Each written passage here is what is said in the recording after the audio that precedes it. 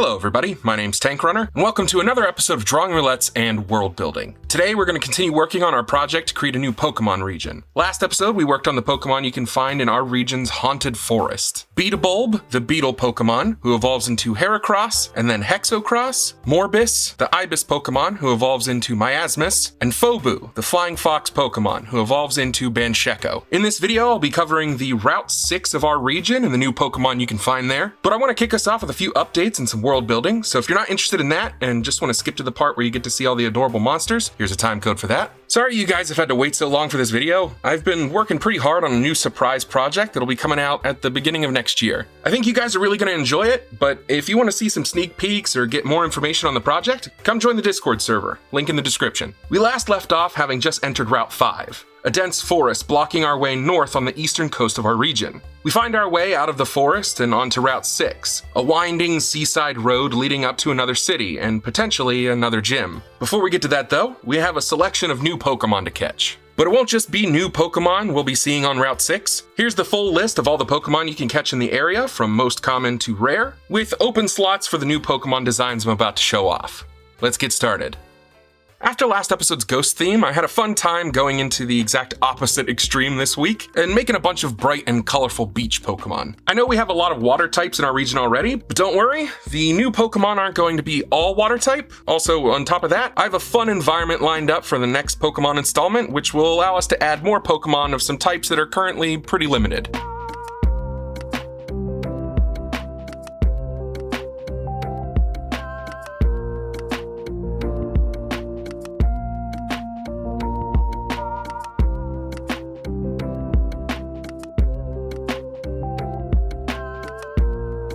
Pentula, the little penguin Pokemon. Pentula are known to burrow, digging out dens in dirt and sand near the shoreline. These dens are big enough for several Pentula, so they can clump together to stay safe and warm. Despite their agility in the water, these Pokemon can be seen traveling in large numbers to avoid being attacked by larger Pokemon.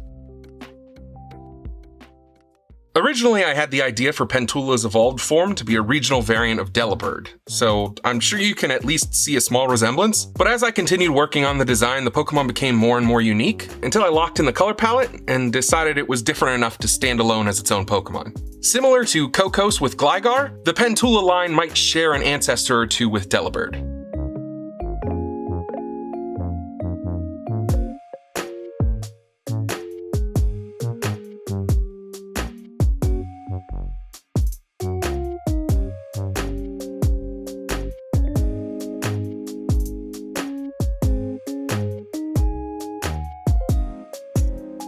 Makatula, the evolved form of Pentula. Makatula are much faster on land than their previous evolution, and are about double the size on average. The boost in confidence that comes with this has changed Makatula's attitude when stuck out in the open. Unlike Pentula, Makatula are not afraid of being spotted by predators, and are considered to be one of the loudest Pokemon in any environment they encounter, usually being seen as a nuisance by any people unfortunate to live nearby. I recently changed up the way I do light and shadow for my Pokemon designs. I still attempt to make the shading and highlights look as similar as I can to that of Game Freak's, but this new way might make it a little bit easier to replicate and take about half the time. I took a closer look at a few more Pokemon and saw the different ways that they light their designs depending on the generation and the artist. And I've been slowly adjusting the ways that I do it over the last few episodes of the show. I think this design I'm working on here is a pretty strong result, but let me know what you guys think down in the comments below.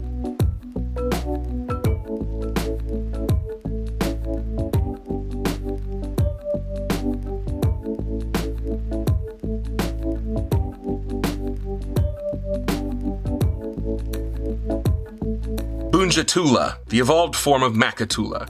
Having calmed down since evolving, Boonjatula are no longer looking to start a fight, but are always ready to finish one. These Pokemon are capable of an odd form of diplomacy, made up of a combination of deep trills and body posture, keeping itself and its colony safe from predators who are willing to show mutual respect. However, if a predator is not susceptible to a Boonjatula's generosity, this Pokemon has no problem with showing the attacker the error of their ways. I had a whole thing written here talking about the Discord and how you can see the whole Pokedex in one place there, but instead I'm going to talk about a pet peeve of mine that's coming up right now for this next Pokemon design. Please stop correcting people when they say something is poisonous when it is venomous. Poisonous means it is capable of causing death when taken into the body. Venomous means that it spits or injects venom. If you get bit by a spider, you are not venomed to death. All venomous things are poisonous, but not all poisonous things are venomous. These two things are so closely related that we are just splitting hairs here. Unless it's extremely important in the moment or you're a biologist, you are just telling someone something that everyone on the planet already knows. You are being an asshole.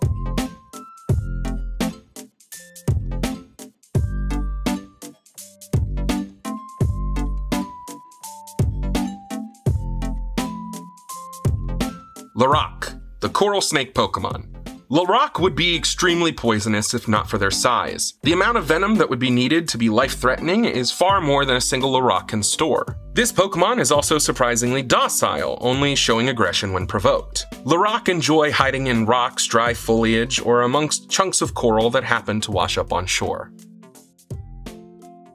I wanted to take this time to give everybody a bit of a timeline for my next few uploads.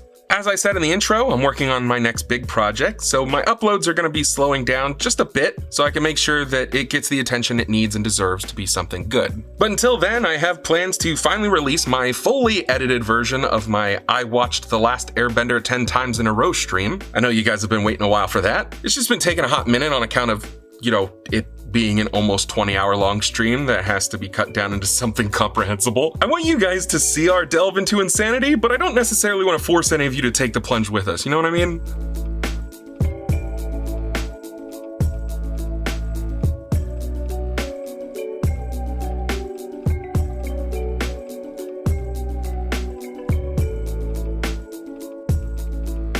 Corvis, the evolved form of Lorac. Now that it is big enough to swim amongst the waves of the ocean, Corvis are rarely seen on the mainland, choosing to remain in the water, or making homes of a local reef or cluster of rocks just off the coast. Corvis remain fairly non-aggressive, but they're much more prepared to attack if necessary, and will be much more flippant about what it deems worthy of defending itself against. Where a Lorac will attack when touched, a Corvis will attack when approached too closely, when it spots something moving too quickly, or even if it's stared at for too long.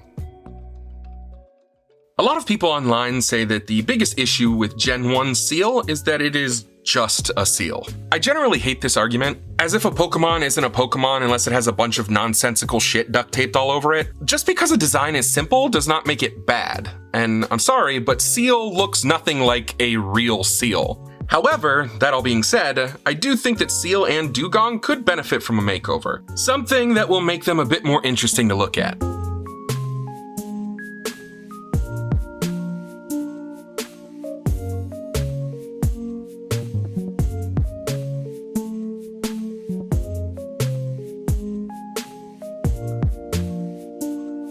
Seal, the blubber Pokemon. During the day, seal are often found sleeping on well-shaded beaches or in shallow water. Although they can't walk very well on land, they are graceful swimmers. Seal especially love being in frigid water, so they will usually remain in the ocean throughout the night. Using the dark to make up for their speed, seal hunt for prey deep below the water, and will catch fish using the horn on the top of their head. We're almost done with the video. Thank you for taking the time out of your day to get this far. It means a lot, and seriously, I know I joke about this a lot, but the algorithm is a cruel mistress, so any amount of help is greatly appreciated. Watching to the end of a video, commenting, subscribing, it's all super important for growing a channel like mine, and also extremely free, so why don't you head on down there after you're done with the video.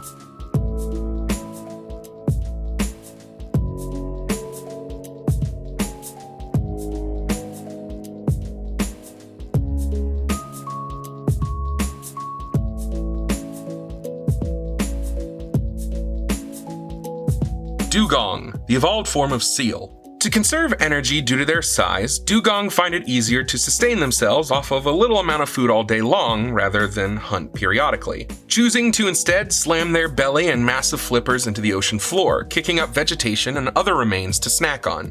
However, once night falls, Dewgong come alive, meeting in large numbers on a dark beach to do battle with each other. Biologists have yet to learn much from watching these bouts, and the results never seem to affect territory or the winners standing amongst the group. The only theory that seems to have gained any traction is that Dewgong do this for no other reason than for fun. 60 Pokemon down, 91 to go. How do you guys think I did? I'm particularly happy with how the regional variant for Seal and Dewgong turned out, but I think the final forms for all 3 of these lines are pretty solid additions to the region. Let me know what you guys think. If you haven't already, please like, share, and subscribe. It really helps me out. If you want to take a crack at drawing any of the prompts I've done, or want to send me some artwork to help flesh out some of my worlds, please send them to me over on my Twitter, or come talk to me over on the Discord. But until then, thanks for watching, and I'll see you on the next one.